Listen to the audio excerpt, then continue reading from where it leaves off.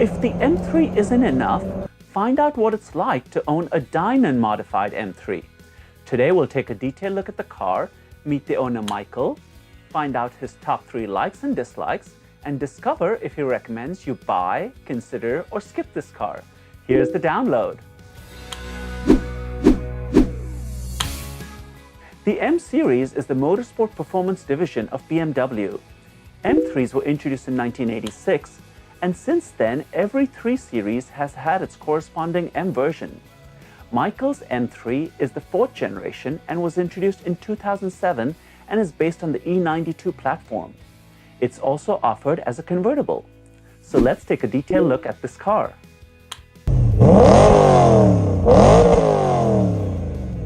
Let's start with the performance, which is the highlight of this car. The base engine is a 4.0-liter V8 producing 414 horsepower, 295 pound-feet of torque, and redlining all the way at 8,400 RPM. Not satisfied with that performance, Michael decided to add the Dinan power package, bringing the horsepower to 451 and the torque to 321. Standard is a 6-speed manual and automatic is optional. You can harness all that power with 3 drive modes: Comfort, Normal, and Sport. Clean design lines with the low-slung profile give the car an athletic look. A single character line starts at the rear and returns into the side vents, accented with the turn indicator and M badging. Helping the car achieve an impressive weight of 3,704 pounds is a carbon fiber roof. A neat design touch is the rear diffuser, which echoes the design of the front diffuser. Subtle touches like the bulge in the hood and vents speak to the performance. Modifications that Michael made including carbon fiber mirror covers, front lips, spoiler, black chrome grills and wheels add to the performance styling.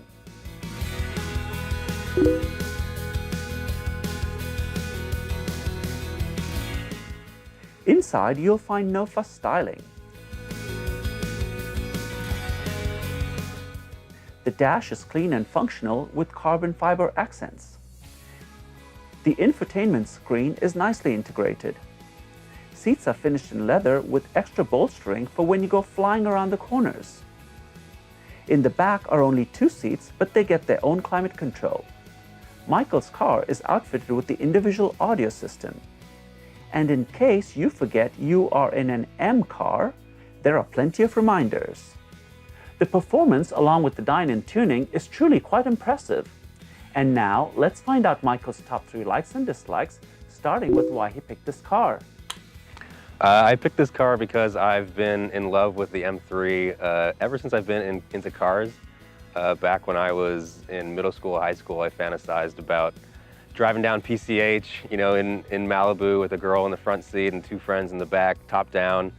And I've been in love with the M3 and BMW ever since. And finally, work was going pretty well, and I decided on getting the last of the naturally aspirated cars, the V8 version of the M3. So it's great. I love it. My first like is, if you asked 100 M3 owners, 99 of them would say it's the engine, and I would have to agree with them.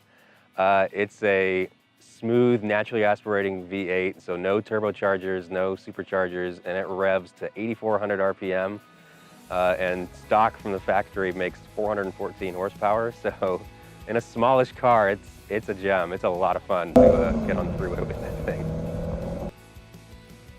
My first dislike is the fuel economy. You know, as a V8 owner, you kind of understand that you're not going to get the best mileage, and I think I'm averaging 16 mpg.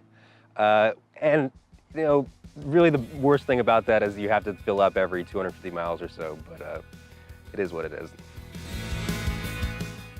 My second like is the styling. It's aggressive yet understated. So there's the power bump on the hood with the vents. The side grills look really cool. Compared to a regular 3 Series, it has slightly wider fenders. which would give it a more aggressive look, and of course the quad exhaust that all M3s have. Looks really great. My second dislike is what I like to call the BMW tax. So, you know, it's a used car, but it was pretty expensive when it was new, and all the maintenance is going to be pretty expensive. So we're talking, you know, if you want to do all 4 brakes, rotors, pads, it's something like $1,500 just for parts. You know, you can save money if you do it yourself, but it's a lot of money. So my third like is the versatility. The thing about the M3 is, you know, it doesn't have the grunt of like a Corvette. It doesn't have the focus of a Porsche. It doesn't have the utility of a truck, but, you know, I can pick up a girl for a date one day, get the groceries another, drive it 2 hours to a track, and then do a track day, and drive it 2 hours back, and it does well in all those things. So that's a pretty special thing about the M3, and the third reason why I like it. My third dislike is a nitpick. Because it's a coupe, it has long doors, and the seat belts are mounted really far back. So BMW created this arm that's supposed to bring the belt to you, but usually it doesn't work. It misses the belt, and you have to reach back for it anyway. So. And here are a few highlights from the rest of our chat.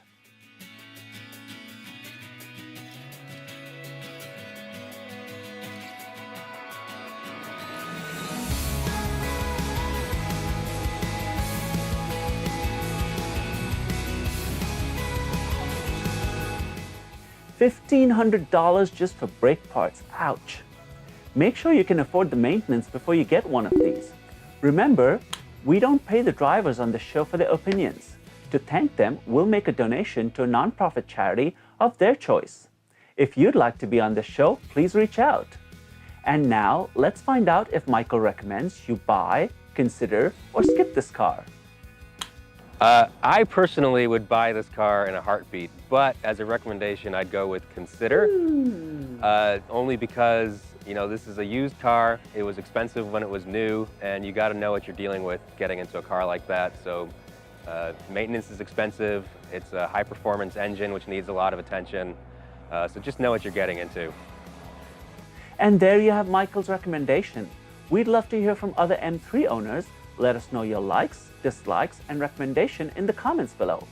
Subscribe and see you soon.